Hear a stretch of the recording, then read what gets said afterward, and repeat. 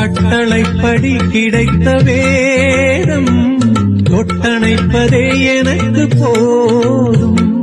மொட்டு மல்லிகை எடுத்து முத்து புன்னகை எனக்கு போதும்.